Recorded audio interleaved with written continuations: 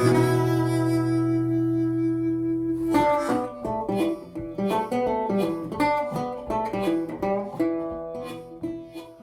guys, welcome back to Growin' and Crowin'. Today's video is going to be a little bit different. Again, we took a little road trip down to Rutledge, Missouri this past weekend. It's about a 2.5 hour drive from us, and it's got some cool history for us. We started going down when we were 17 years old, and no cell phones, no GPS, just grabbed the map and headed down. Aaron was a big coon hunter back in high school, so we would take the dogs down and or take a dog down, and we threw up a tent the first couple times we went and camped in the back timber where all the good old boys used to be, and unfortunately all that is gone now, but pretty cool memories to have. The flea market part itself still remains, and every year, or at least every couple years, we try to make our way down there and see it. So it's gotten smaller over the years, but this year actually we were pleasantly surprised with how many vendors that were there, and a good crowd of people. It was a beautiful day, and it really brought a lot of people out.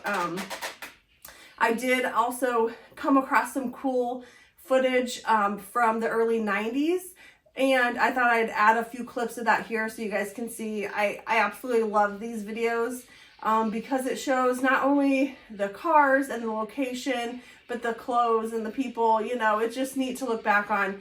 And I thought, if that person hadn't grabbed its video camera, which is no small, you know, wasn't definitely a easy phone to carry around. It was probably a pretty good sized camera to carry around and video record, you know, we wouldn't have something like that to look back on. So I decided, since we were going to be making the trip, I was going to do a little video of our day at Rutledge so we can look back on it someday and see all the things that have changed, you know, again. So we didn't actually buy a ton of stuff this year. Sometimes we've gone down with the mind of looking for chickens or turkeys or something like that.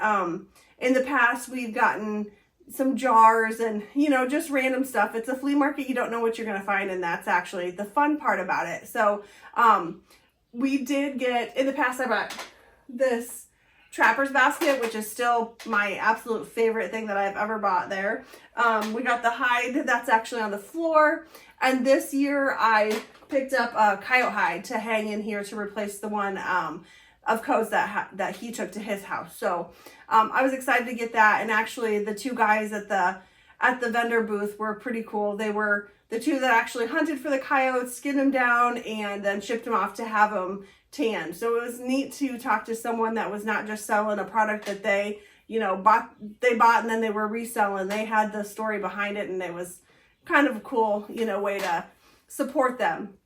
Aaron got a cool copper bracelet and another one for Co, but that was about it. And we usually try to hit up a barbecue place that's there. It's a food truck. Unfortunately, they weren't there this year. So we were gonna try the tenderloins because those are supposed to be really good, but that was a huge line. So we skipped out on that and headed towards Cantrell, Iowa to the Dutchman store, and ate at a little restaurant there. So I hope you enjoy the video, and especially the little 90s clips. I will also in the description put the links to the full videos from the original posts where I found those, so you can see those if you want to as well. So I hope you enjoy our little trip to the flea market.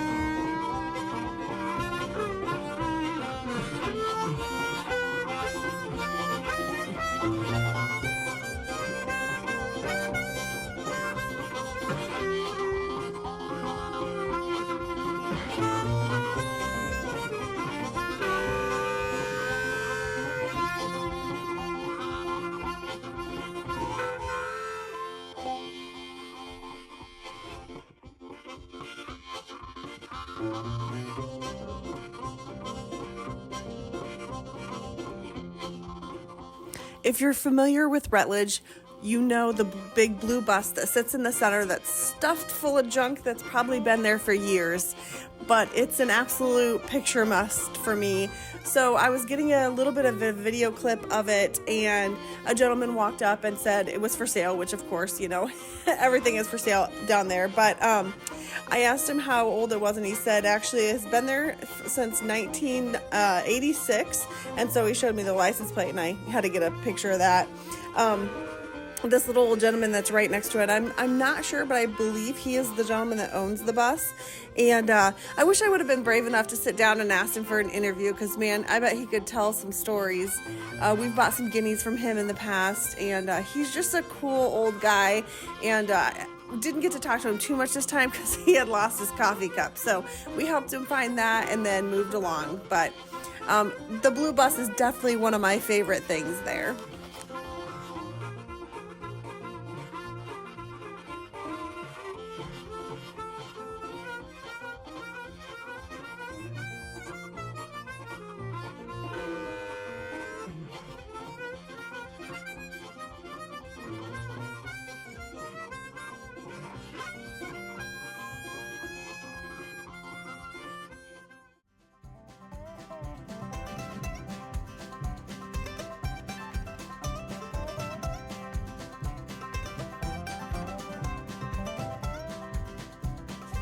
They've done a lot of improvements there, and one of those is that they put in some A-frame cabins, which are really kind of cool, and a neat little pond area.